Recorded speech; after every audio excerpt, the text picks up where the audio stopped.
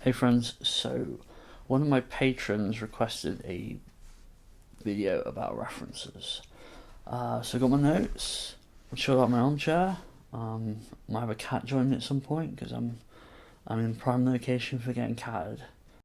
Alright, so a reference is a way that people gauge the safety of someone they are interested in playing with on the scene.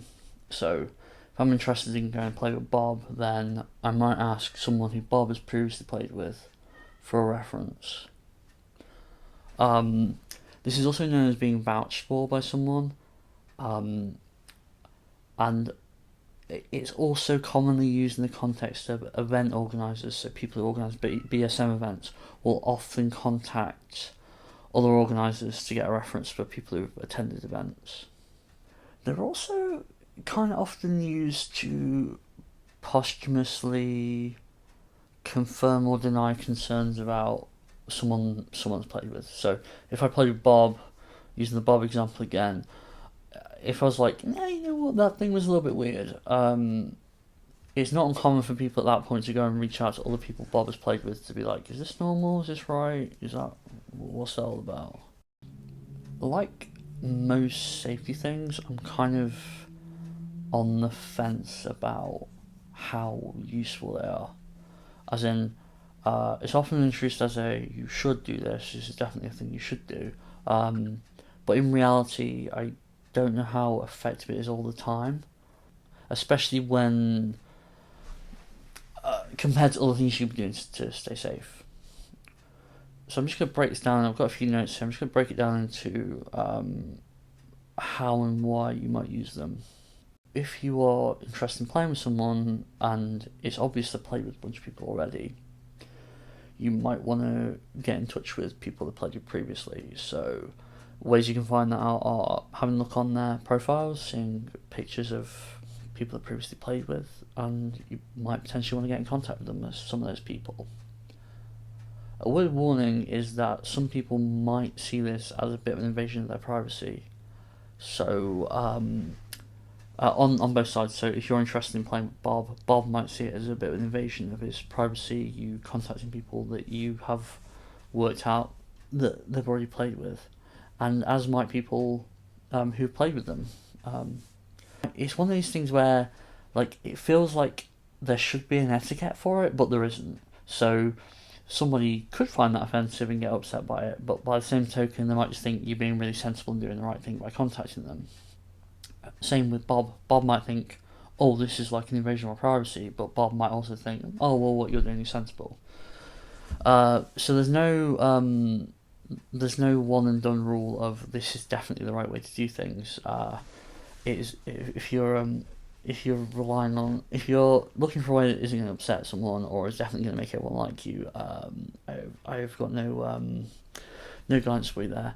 Like I've been at events before where people have said that just as a matter of course, like if they're interested in playing with someone, they will randomly contact say 5 people off of their friends list. Whether they played with them, whether they're actually a play partner of the person or not, they'll just get in contact with 5 people and say, "I'm interested in playing with this person. What do you think?"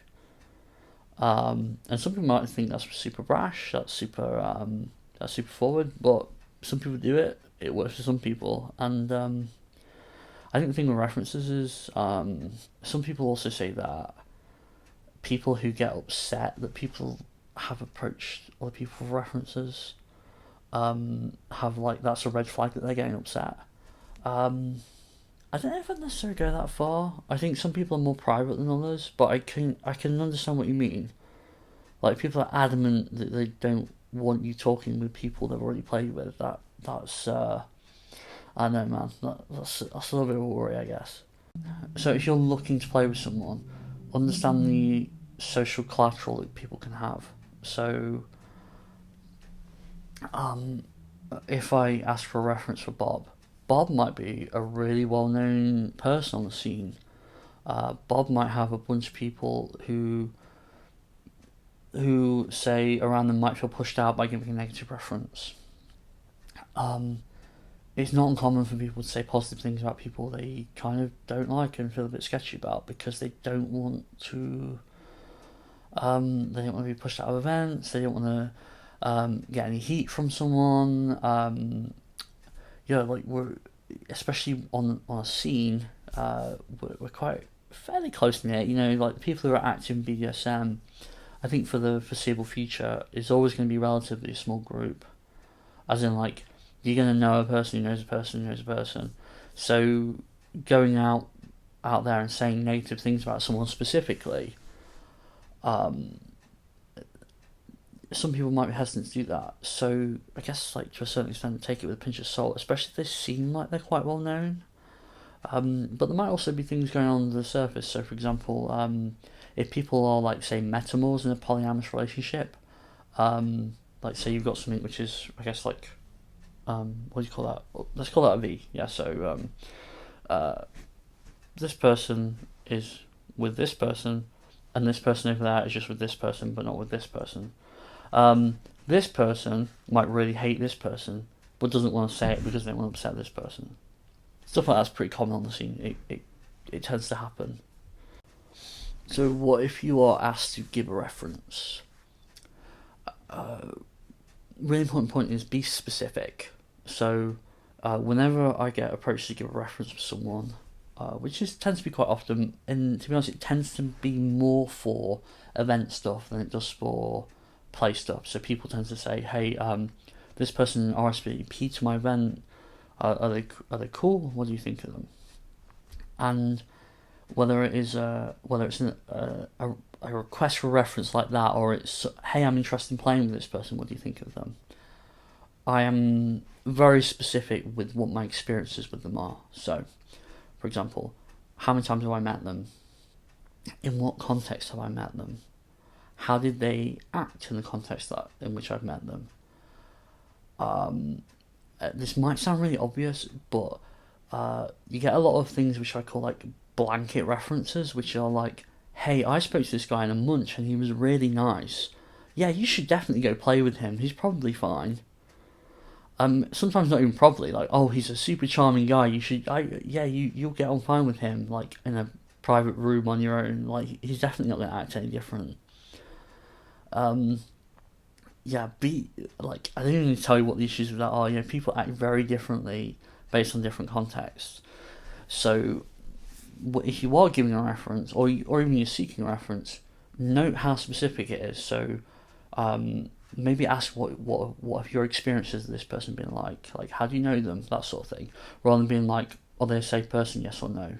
Because this question of, is someone a safe person? Yes or no? That's quite a big question. That's got some wrinkles in it, especially if you're doing something that carries a lot of risks, like BDSM, like intimacy. That's I don't know whether you can answer for anyone whether they're completely safe or not. You can know what someone's practice is like, but to know whether they're 100% safe or not, really? Right, what else we got here?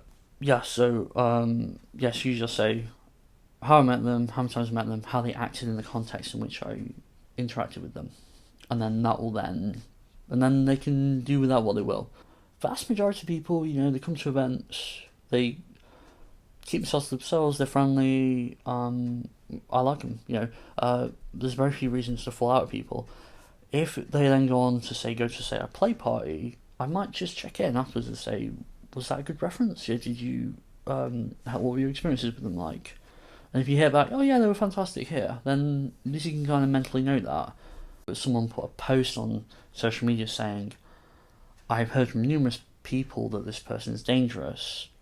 Why is it this is out there but no one's doing anything about it?" And a bunch of people came back and said, "Well, I've learned from this person in X number of workshops, and I've never had any problems with them." And it obviously does need saying, it shouldn't need saying, but obviously does need saying, is that the context of how someone acts in a workshop when you're paying them and they have got a whole bunch of eyes on them very diligently for like a whole day or a whole weekend, of course they're going to act differently in that situation to behind closed doors. That's not to say that people who are charming out in public are automatically monsters behind closed doors, but I think it's almost comically naive to expect someone to act entirely the same way. I don't act the same way when I'm teaching classes as you behind closed doors. Like, you're just by virtue of what you're doing, you're being very aware of the words you're saying, the way you're portraying yourself. It would be ridiculous if I didn't act differently. Like, I don't talk like this when I'm behind closed doors. That's ridiculous. So yeah, take things like that, I guess, with a pinch of salt. Take what they're saying as literally as, say, if they're saying, "Oh, I found them really great at this workshop teaching." Well, then they're really good at teaching a workshop and are going to come across really well at a workshop, most likely. Doesn't mean they're going to be able to like look after you in a place that you know. Kind of relates to this issue. I call it when reputation becomes reference. I've come across this from both a positive and a negative way before. I don't think it's helpful either way. So, for example, on our scene, there's a really well-known photographer whose name is like mud, effectively, because charting it back, he'd done some things which had made several models uncomfortable, and he'd been very pushy in his messaging interactions with people. And so now, because this has come out online and because so many people have talked about it, whenever people ask about him, there's always a very damning response. And the damning response is usually from people who've never met him, never interacted with him, probably never will know him or interact with him. And you might say that's fair enough, but I think it's worth bearing in mind that there comes like a tipping point in a subculture like BDSM, like rope bondage, etc., where the reputation of someone can become their reference, and the two things aren't necessarily related. Like, you could argue, well, if the guy messages people and he annoys them by messages, then he might be a bit of a scumbag. And yeah, maybe, but then also, if someone was, say, interested in getting in a relationship with that person, would they necessarily act the same way in the relationship? Maybe they would, maybe they wouldn't. Similarly, if someone is well liked or just popular online, you hear people say, "Oh, well, you should feel really lucky to play with that person," or "Oh, they're amazing. I've seen their performances," or "Oh, I've seen their photos. They're so beautiful." And that's cool, but again, that isn't the same as a reference. That doesn't tell you, well, what is this person like to play with? Do they negotiate well? If they make mistakes, how easy are they to deal with? Someone's celebrity, if you like, does not reflect how pleasant they're going to be as a person to interact with. So yeah, I've gone around the houses to say something which is relatively simple, which is that disclosure changes pretty much everything. So disclosure is, say for example, if you met me at a pub, you might like talking to me, you might not like talking to me. If you like talking to me, yeah, you might like being play partners with me. Maybe. You might like being my friend. Maybe. If we were to develop a relationship, you might like me. But the deeper you go on these things, like, the closer you're getting to the centre of someone. And that isn't necessarily a bad thing. Like, the more and longer you know someone, the more likely you are to see their flaws pop out. A reference from someone who's been in a relationship with someone for a few years and then split up with them is going to be very different to the reference of someone who has just played with someone once or twice, or just known them in a social capacity. Again, that feels like that should be obvious, but it's not often. Also, context, like, we all find different people attractive, and we also react to people in different ways. So just because someone has played with one person and they manage to, like, say for example, not violate their consent, doesn't mean that's going to be the case when they're playing with someone who's, like, say, more mild-mannered, more quieter, less likely to speak up, or someone say they find more attractive than the other people. Every situation is unique. You can spot trends between things, but ultimately every situation is unique. So if someone is interested in playing with you, should you offer references? So should you say, you can talk to my friends who I've already played with? Yeah, like, it's not gonna hurt, I guess. Yeah, I don't really have any real super strong opinions on that. Like, I think it can be a nice way of showing that you're quite open about things. But again, I just references I'm always like kind of sketchy on in general because I feel like to a certain extent they are kind of over relied on. Okay, so I haven't been particularly positive about references. So what are my alternative suggestions for playing safe? Play in public. So if you're interested in someone and you're worried about like how they're going to play with you, they're going to treat you well, etc. Playing in public and maybe having a polite, quiet word with the dungeon monitor and saying, "I've never played with this person before. They seem nice. Would you mind keeping an eye out for if they're ignoring my safe word?" If you feel confident doing that, and the dungeon monitor feels confident helping you out in that way, that is a way of. It's not definitely going to make you safe, but is a way of, I guess, checking someone is going to respect you in that first situation. Similarly, asking for a friend to be present.